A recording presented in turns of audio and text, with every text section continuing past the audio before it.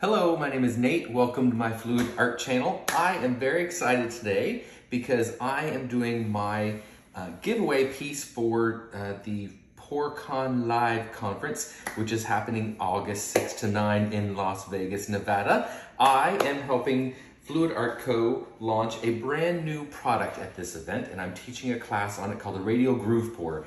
And this is the product. Well, this is the prototype. It's 3D printed. And it's got this lovely handle on it.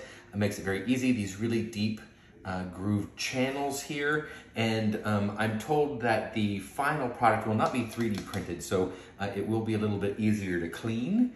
You can tell that I've been playing around with this, and I've been trying my best to keep this as clean as possible, but it's a lot of fun to use, and I have this up on a pottery wheel. I want this canvas to spin at a regular slow speed. I absolutely could do this on a regular spinner, but it would take a lot more coordination. And in order to get a really good composition and concentrate on what I'm doing with the paints and groove scoop, I decided it would be easiest to use something that was mechanized. So I will put the link in the description box below for the exact model of the pottery wheel that I bought.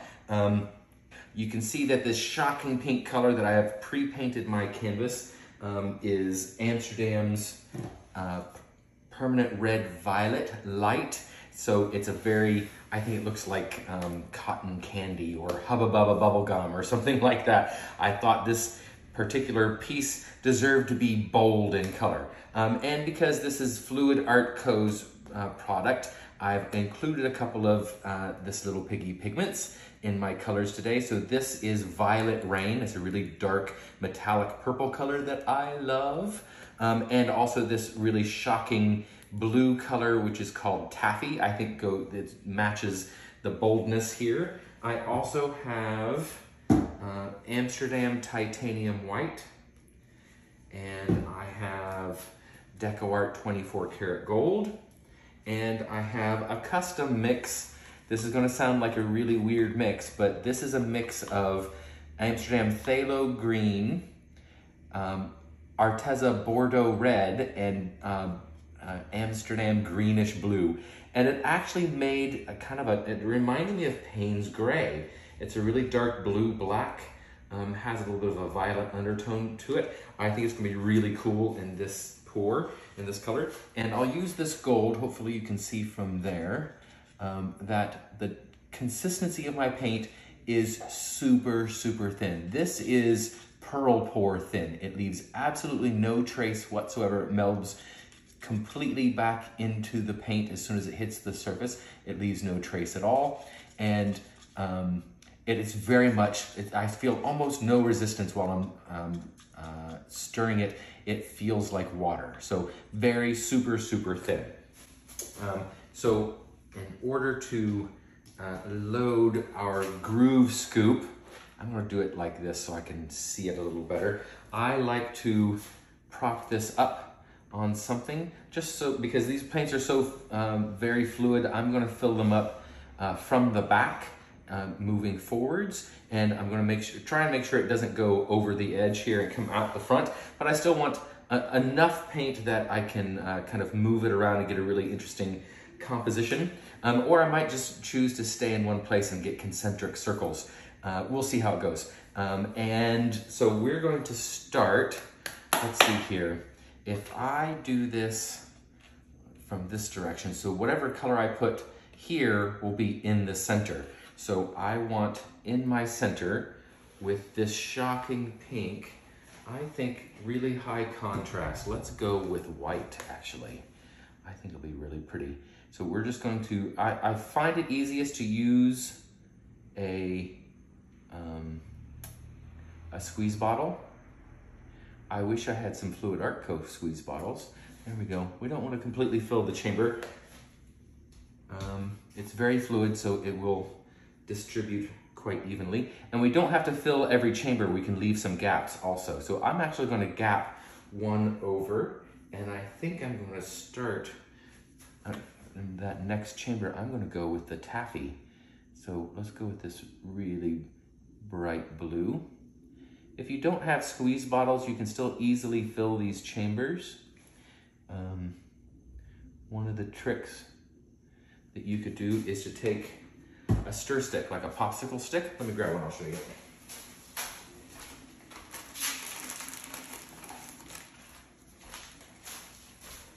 If you wanted to do a chamber like this, you could take this, and then pour from a cup directly into that chamber. So that's one of the little tricks that I have learned.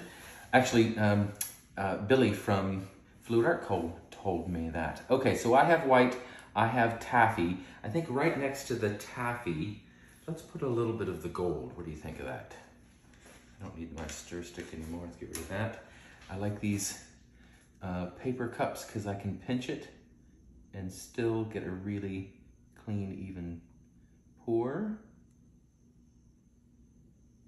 There we go. Now let's go with another really dark color. Let's use this custom, I'm gonna call it a custom Payne's Gray. And let's go out a little bit. Let's skip 2 chambers this time.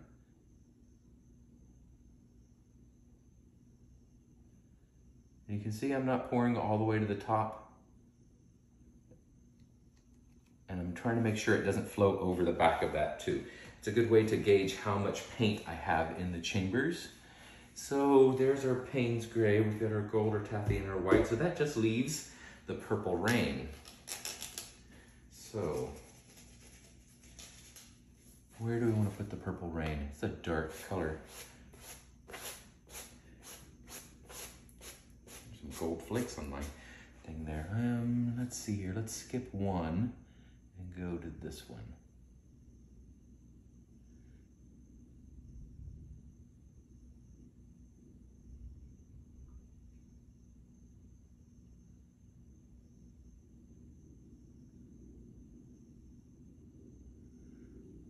Go. Yeah, I want white again, right next to that dark purple.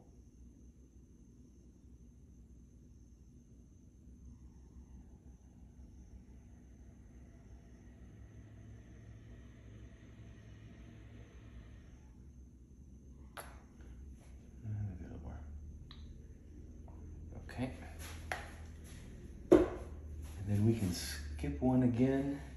I want more taffy. Let's put that blue right here.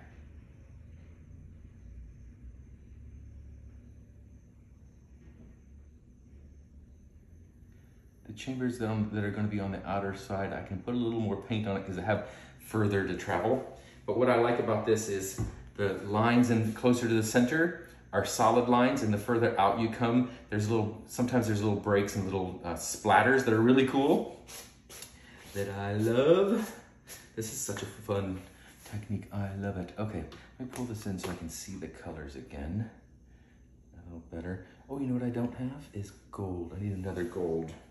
How about gold on the outside? Yep.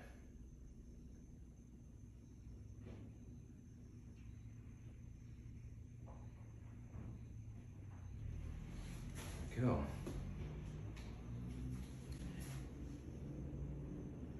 I only used that Payne's Gray once also. I'm going to use that again. I'm going to put it right next to this blue.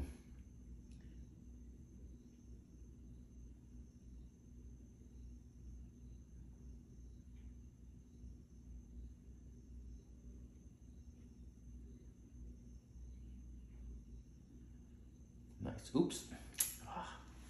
Almost went to the other chamber.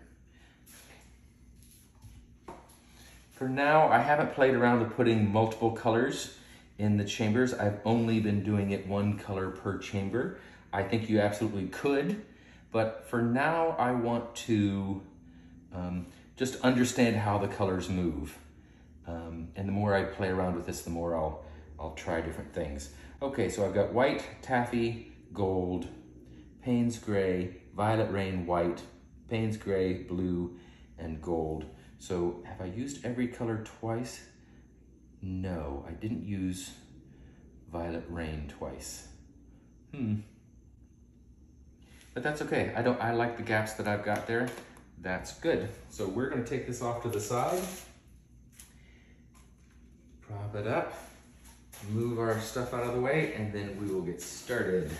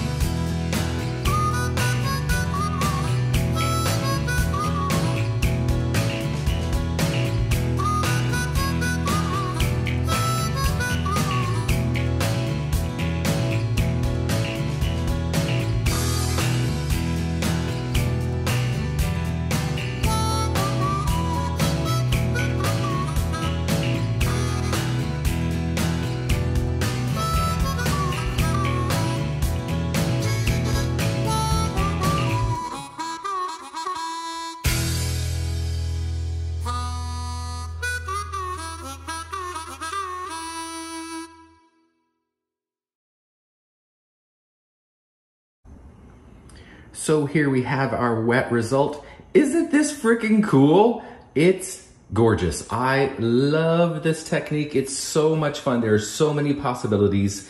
I can't wait to do like a Dutch pour blowout as my base and then do the radial pour on top of it. You could do a bloom in the center. You could do a mandala stencil in the center.